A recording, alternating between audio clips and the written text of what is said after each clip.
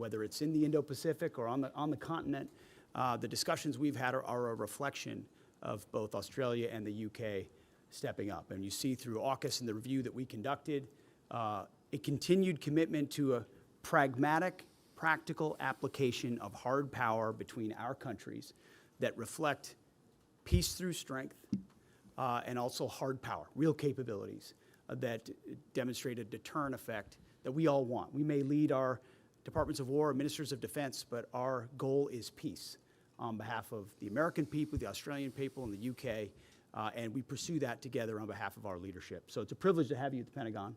Look forward to talking more in depth about AUKUS and our partnerships. And I would be remiss also, John, if I didn't mention the passing of your paratrooper in Ukraine.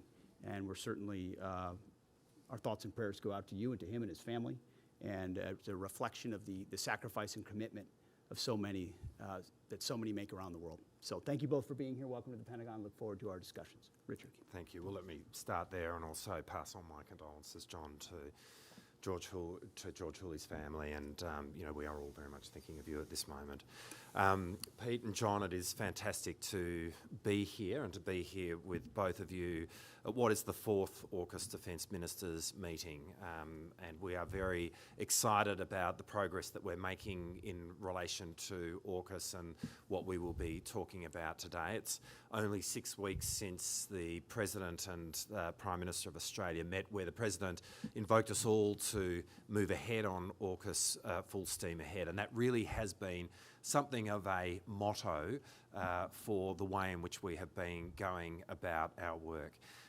This is the first AUKUS Defence Ministers meeting where we've been meeting with you, Pete, so it's great to be doing this with you, and I just also say we had a fantastic AUSMIN, our 2+2 meeting with the US on Monday, and thank you very much for that.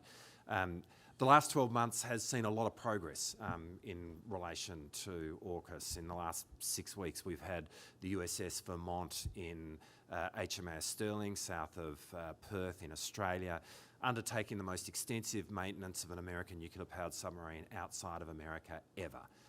And it is an example of what we are doing together, but this is a massive project and there is so much more to do.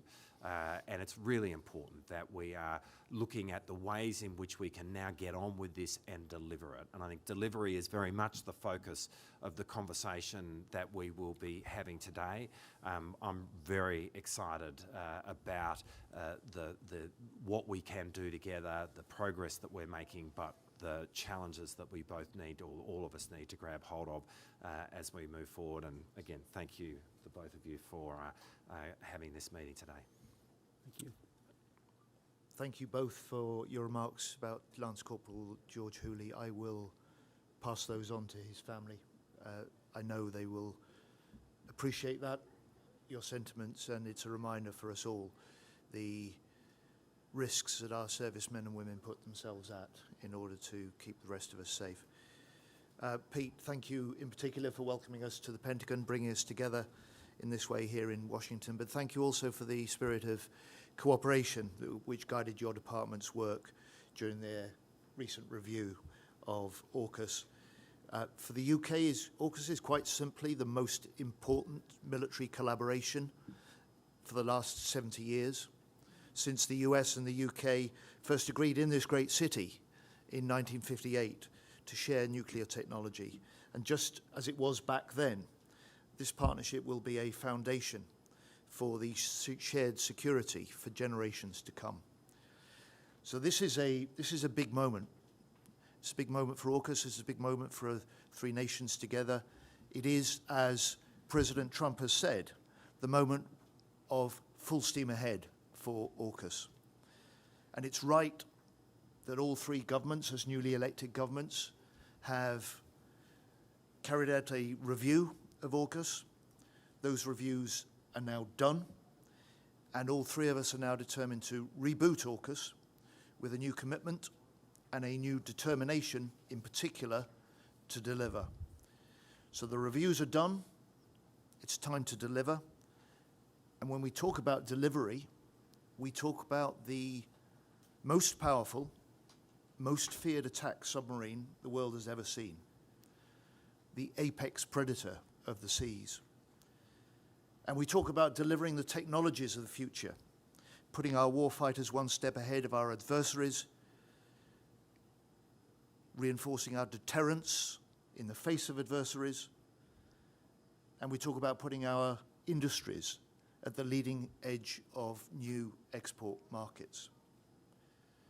Pete, you said your mission and the mission of AUKUS is peace. And you've often argued it's peace through strength. And AUKUS embodies the way that a nation can secure strength through alliances. And in the face of this new era, we need those alliances more than ever. We need more subs in the Indo-Pacific and in the Euro-Atlantic. We need more burden sharing by America's closest allies in Australia and the UK. And as the UK steps up on European security, we know that each of the three nations have a role to play to protect our people, to keep our citizens safe, and to reinforce that global deterrence. But we are clear as well, this isn't just about strengthening our shared security. AUKUS is also about an engine for growth that will lead to new jobs, new skills, thriving businesses in all three nations. And in the UK alone, since our government was elected last year, we've created over 3,000 new jobs in the nuclear sites.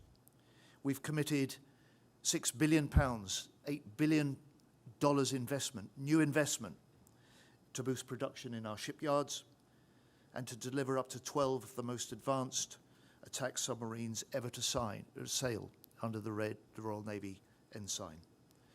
Pete, I say to you, Richard, I say to you, the UK is all in on AUKUS.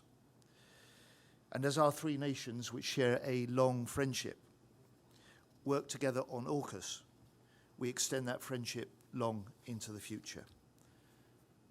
The generations ahead of us will share its strength, they will inherit its security, and in the jobs that we create, in the technologies that we develop, and in the peace that we preserve.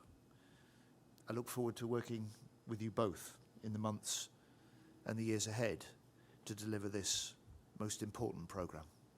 Thank you. Likewise. Thanks. Thank you. Richard, thank you. Thank you, Richard.